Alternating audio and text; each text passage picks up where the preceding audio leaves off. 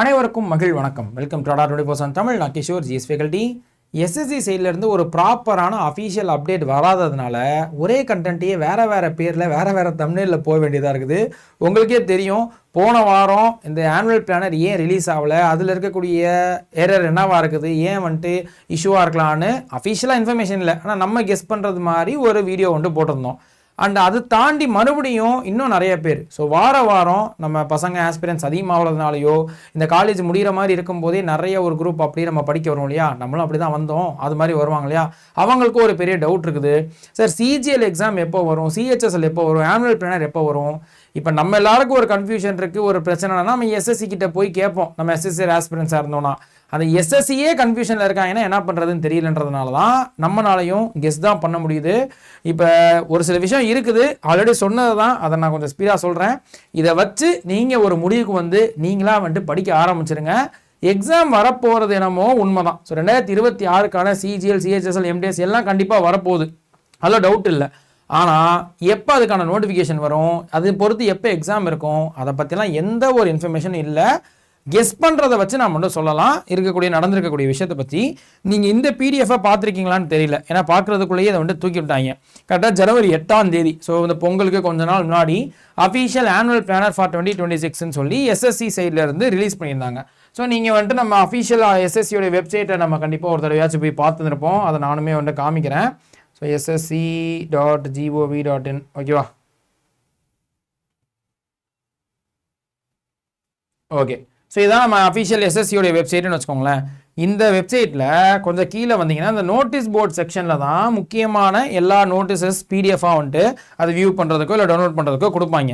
இதே இந்த notice board செக்ஷன்லேருந்து download பண்ண பிடிஎஃப் தான் நீங்கள் இங்கே பார்க்குறீங்க. இது என்னைக்குன்னா ஜனவரி 8 ரிலீஸ் பண்ணியிருந்தாங்க ஆனுவல் பிளானர்னு. ஆனால் இதே பிடிஎஃப் இன்னைக்கு இருக்கான்னு கேட்டிங்கன்னா, இப்போ மார்ச் இது வரைக்கும் போதா, இதை தாண்டி வந்துட்டு 2வது பேஜ், 3வது பேஜ், இன்னும் கொஞ்சம் நிறைய பேஜஸ் இருக்குது. இதில் இந்த ஜனவரிக்கு போவோம், ஓகேவா? ஸோ இப்போ ஜனவரி 9 பாருங்களா, இப்போ ஜனவரி 2 இருக்குது, ஜனவரி 9 வருது.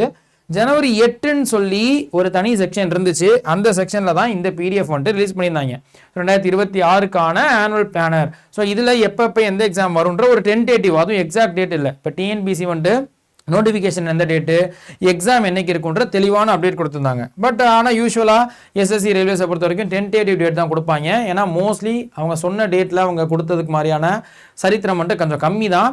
ஏதாவது டிலே ஆகிட்டு இருக்கும். அது இந்த 2-3 வருஷத்தில் ரொம்ப டிலே ஆகுது. எஸ்எஸ்சி கூட ஒரு சில நேரங்களில் டேட்டை கன்ஃபார்ம் பண்ணி சொல்லிட்டாங்கன்னா அதை கொடுக்கறதுக்கு ரொம்ப ட்ரை பண்ணுவாங்க.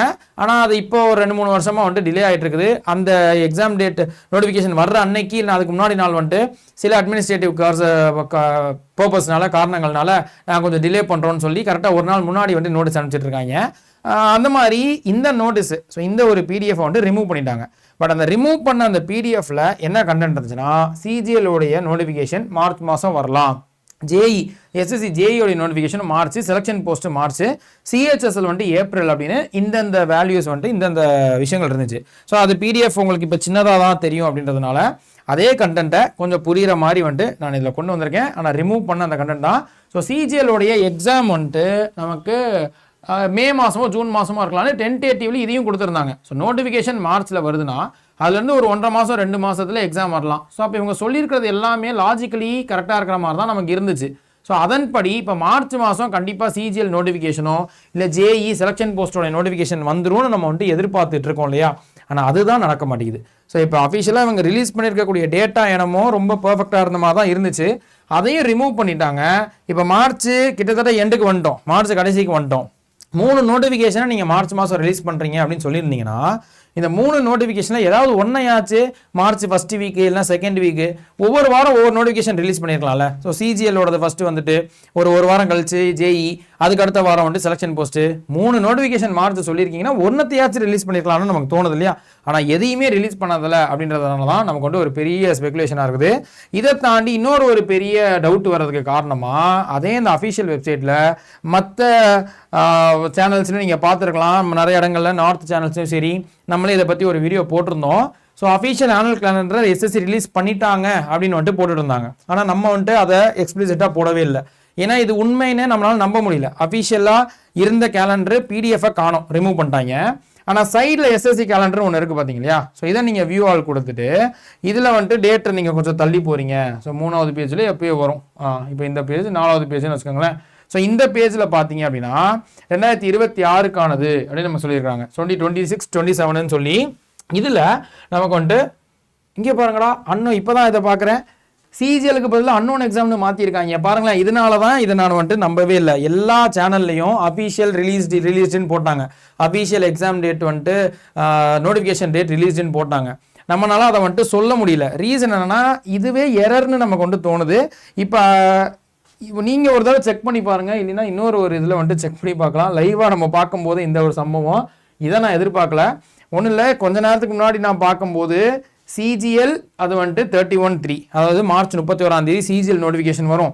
செலெக்ஷன் போஸ்ட்டும் அதே நாள் 31/3, ஜேஇ எஸ்எஸ்சி ஜேஇ அதுவும் 31/3, 3 நோட்டிஃபிகேஷனை ஒரே நாளில் யாராவது விடுவாங்களா? ஸோ அப்போது இது எரர் தான் ஆக்சுவலாக. இந்த சைடில் அஃபிஷியல் வெப்சைட்டில் இருக்கிறதுனால அது அஃபிஷியல் கேலண்டர் நமக்கு தோணுனாலும் எப்படி ஒரே நாளில் 3 நோட்டிஃபிகேஷன் விட்டு அது 3த்தையும் ஒரே நாளில் முடிக்கிற மாதிரி விட்டுருக்காங்க. இந்த சைடில் மந்த் ஆஃப் த எக்ஸாம் 3மே நமக்கு ஒரே மாதம் வர்ற மாதிரி அதை அப்படியே காப்பி பேஸ்ட் பண்ணி ஏதோ ஒரு எரர் நடந்துக்குன்னு தான் நமக்கு ஃபீல் ஆகுது. பட் ஆனால் அஃபிஷியல் வெப்சைட்டில் இன்னும் இதை பார்க்காம மாற்றி வச்சிருக்காங்க. அதை விட ஹைலைட் இப்போ பாருங்களேன், சிஜிஎல் என்ற இடத்துல அன்னோன் எக்ஸாம்னு மாறி இருக்கு. ஆக்சுவலாக இந்த இடத்துல பாருங்க சிஜிஎலோட Tier 1 தான் நடக்கிறதுன்னு போட்டிருந்தாங்க, நல்லா தெரியும். அதே மாதிரி இப்போ இந்த இடத்துல என்ன எக்ஸாம் இருந்துச்சுன்னு தெரில, சிஹெச்எஸ்எல் வந்துட்டு கொடுத்துருக்காங்க. இங்கே அன்னோன் எக்ஸாம்னு ஒன்று மாறி இருக்குது, அது என்ன எக்ஸாம்னே நமக்கு தெரில. இந்த மாதிரி குளறுபடி இருக்கிறதுனால தான் நமக்கு பெரிய கன்ஃபியூஷன்ஸ். ஸோ ஆனால் இதுலேருந்து நம்ம வந்துட்டு தெரிஞ்சுக்க வேண்டியது, மறுபடியும் கூட அந்த பேஜில் ஏதாவது எரரா இல்லை ரெஃப்ரெஷ் பண்ண மாதிரி இந்த பேஜில் வந்துட்டு கொண்டு போய் ஒரு தடவை மட்டும் செக் பண்ணிக்கலாம். என்ன செக் பண்ணாலும் அதே தான் வரப்போகுதுன்னு நினைக்கிறேன். இங்கே பாருங்கள், அதே தான் அன்னோன் எக்ஸாம் தான் இருக்குது. நீங்களும் அஃபிஷியல் வெப்சைட்டில் ஒரு தடவை செக் பண்ணுங்கள். இதெல்லாம் நம்மளை வந்துட்டு ஒரு பெரிய டென்ஷனுக்கு உள்ளாக்குது தான், ஸ்ட்ரெஸ்ஸாக தான் ஆகுது. சார் எக்ஸாம் எப்போ வரப்போகுது அப்படின்ற ஒரு டவுட் இருக்குது. நோட்டிஃபிகேஷன் வந்தால் தான் கொஞ்சம் பூஸ்டப் ஆகும். நோட்டிஃபிகேஷன் வந்ததுக்கப்புறம் தான் நிறைய பேர் படிக்கவே வேறு ஆரம்பிப்போம். ஆனால் இது எல்லாத்தையும் நீங்கள் கொஞ்சம் தூரம் போட்டுட்டு நம்ம சேனலை வந்துட்டு ஃபாலோ பண்ணிக்கிட்டு அதில் சொல்கிற விஷயத்த கொஞ்சம் கேட்டுக்கோங்க. இந்த மாதிரி எந்த ஒரு டவுட்டும் இல்லாமல் நீங்கள் படிக்கணும். எஸ்எஸ்சி எக்ஸாமில் ஏதாவது ஒரு போஸ்டிங்கை நீங்கள் எய்ம் பண்ணிட்டீங்கன்னா யோசிக்காமல் உட்காந்து படிக்க ஆரம்பிச்சிருங்க. ஸோ இப்போ நான் நோட்டிஃபிகேஷன் வந்தால் தான் படிப்பேன், ஆனுவல் பிளானர் வந்ததுக்கப்புறம் தான் படிப்பேன், தயவு செஞ்சு அப்படி இருந்துட்டு வந்துடாதீங்க. திடீர்னு மொத்த எக்ஸாம் போன வருஷம் அதானே நடந்துச்சு. இந்த மாதிரி ஒவ்வொரு மாதம் ஒவ்வொரு எக்ஸாம்ஸ் நடத்தினா கூட அடுத்தடுத்த எக்ஸாம்ஸ் வருதுன்னு நம்ம வந்துட்டு யோசிக்கலாம். போன வருஷம் ஜூன் ஒரே மாதத்தில் 6-7 notification, CGL, CHSL, MTS havaldar, JE, இது கூட எஸ்ஐ இருக்குங்களே, டெல்லி போலீஸ் எஸ்ஐ, இந்த மாதிரி 6-7 நோட்டிஃபிகேஷன் ஒரே மாதம். ஜூன் 2 ஒரு நோட்டிஃபிகேஷன்னா ஜூன் 5 ஒரு நோட்டிஃபிகேஷன், ஜூன் 10 ஒன்று, ஜூன் 15 ஒரே மாதத்தில் 6 நோட்டிஃபிகேஷன் விட்டாங்க. ஆனால் ஒரே நாள் விடலை, வேறு நாளில் தான் விட்டாங்க. அந்த மாதிரி மொத்தமாக வச்சு இறக்கி விட்டுருவாங்க. அவங்களுடைய பொறுப்பு முடிஞ்சிச்சுன்ற மாதிரி மொத்தமாக சொல்லி விட்டுட்டு அதுக்கு அடுத்தடுத்து எக்ஸாமை கனெக்ட் பண்ணுறதை பண்ணிட்டு போயிட்டே இருப்பாங்க. அண்ட் திடீர்னு அந்த மாதிரி மொத்தமாக வரும்போது நம்ம தான் திணற மாதிரி இருக்கும். அதுக்கு நம்ம வலிவு கொடுக்காம நம்ம படிக்க வேண்டியதை நீங்கள் படுக்க நல்லபடியாக படிச்சுட்டே இருங்க. ஸோ அப்போ இதை நான் சொல்லிக்கிறேன். அஃபீஷியல் வெப்சைட் டீட்டெயில்ஸை சொல்லியிருக்கிறத ரொம்ப இப்போ வரைக்கும் நம்ப வேணாம். அஃபீஷியலாக அவங்களும் கிளாரிஃபை பண்ண மாட்டேங்கிறாங்க. அண்ட் இதே வந்துட்டு எங்களுக்கே கொஞ்சம் கன்ஃபியூஷனில் தான் இருக்கும், நாங்களே கொஞ்சம் திணறோம், எங்களுக்கு ஏதாவது ஐடியா நீங்கள் தர முடிச்சுன்னா தாங்கன்னு சொல்லி ஓப்பன் ஸ்டேட்மெண்ட்டே கூட கொடுத்துருந்தாங்க. ஸோ இந்த மாதிரி இந்த இஷ்யூஸ்லாம் இருக்குது அப்படின்னு. ஸோ அதனால் எஸ்எஸ்சி சைடில் கொஞ்சம் டிஃபிகல்ட்டிஸ் இருக்குது அவங்களுக்கு எக்ஸாம் கண்டக்ட் பண்ணுறதுலையோ நோட்டிஃபிகேஷன் ரிலீஸ் பண்ணுறதுலையோ. அதை நம்ம வந்துட்டு யோசிச்சுட்டு அதை அவங்களுடைய பாடு, அவங்க எப்படியாவது அதை சரி பண்ணுவாங்க. அதுக்காக நம்ம படிக்காமல் இருக்க வேணான்றதை மட்டும் மறுபடியும் சொல்லிக்கிறேன். எஸ்எஸ்சிக்கு தேவைப்படுற இந்த 4 சப்ஜெக்டை சூப்பராக வந்துட்டு படிக்க ஆரம்பிச்சிருங்க. ரீசனிங்கும், ஆப்டிடியூடு, ஜென்ரல் அவேர்னஸ், இங்கிலீஷ்னு எல்லா சப்ஜெக்ட்டுமே இப்போதைக்கு கொஞ்சம் ஈக்குவல் இம்பார்ட்டன்ஸ் கொடுத்து நல்லா படிங்க. அதில் ஹை ஸ்கோரிங் சப்ஜெக்ட்டு ஈஸியாக ஸ்கோர் பண்ணுறதும் சிலபஸ் கம்மியாக இருக்கக்கூடியது மாதிரி ரீசனிங்கு, மேக்ஸ் எல்லாம் நல்லா படிச்சுக்கோங்க. ஜென்ரல் அவேர்னஸில் இம்பார்ட்டன்ட் டாபிக்ஸ்லாம் கொஞ்சம் கொஞ்சமாக ரிவிஷன் பண்ண ஆரம்பிச்சுட்டே இருந்தீங்கன்னா நல்லதே நடக்கும்ன்ற நம்பிக்கையில் படிச்சுட்டு இருக்க வேண்டியதான், வேறு ஒன்றுமே இல்லை. அதனால் ரொம்ப வந்துட்டு கன்ஃபியூஸ் பண்ணிக்க வேணாம். இதை சொல்லணும்னு ஆசைப்பட்டோம், அதனால தான் இது ஒரு தனி வீடியோவை போட்டிருந்தது. அண்ட் இதே இந்த கோர்சஸ் ஜாயின் பண்ணி படிக்கணும்னு ஆசைப்பட்டீங்கன்னா, ஸோ எஸ்எஸ்சியில் பேச்சஸ் வந்துட்டு சரி இப்போ நீங்கள் சொல்கிற மாதிரி இந்த 4 சப்ஜெக்ட் படிக்கணுன்றது தெரியுது, ஆனால் எந்த சப்ஜெக்ட்டுக்கு என்னென்ன டாபிக் படிக்கணுன்றது எனக்கு ஐடியா இல்லைன்னு நினச்சிங்கன்னா நீங்கள் செல்ஃப் ப்ரிப்ரேஷன் கூட பண்ணிக்கலாம், அதெல்லாம் ஒன்றுமே இல்லை.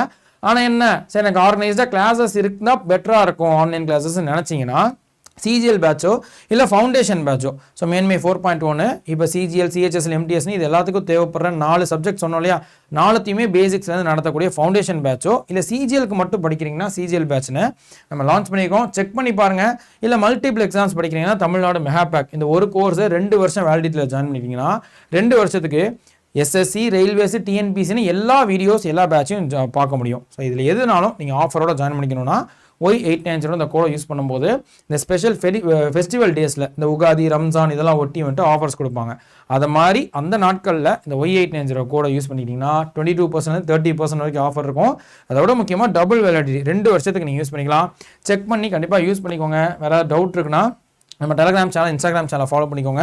கிஷோர் ஜிஎஸ் எஜுகேட்டர் நல்லா 24/7 தான் தமிழ் அதுலேயும் வந்துட்டு இன்ஃபர்மேஷன்ஸ் இருக்கும். அண்டு வேறு ஏதாவது ஒரு டவுட் இருக்குது அப்படின்னு நினச்சிங்கன்னா கமெண்ட் செக்ஷன்லேயும் சொல்லுங்கள். அதுக்கு ஏதாவது வீடியோ போட முடியுதுன்னா நம்ம போடுவோம். அண்டு ரொம்ப கன்ஃபியூஷனில் இருக்கக்கூடிய ஃப்ரெண்ட்ஸுக்கும் இதை ஷேர் பண்ணி விட்ருங்க. நீங்கள் வந்துட்டு படிக்கிறதா நம்ம படிக்க தான் போகிறோம் அப்படின்றத தெளிவாக சொல்லிடுங்க. இதை பற்றி ரொம்ப யோசிக்க வேணாம் அப்படின்றத சொல்லிவிட்டு நீங்களும் வந்துட்டு நல்லா படிக்க ஆரம்பிச்சிடும். ஓகேப்பா. ஸோ நெக்ஸ்ட் வீடியோவில் வேறு ஒரு கண்டென்ட்டில் பார்ப்போம். அன்டில் தென் நன்றி, வணக்கம்ப்பா.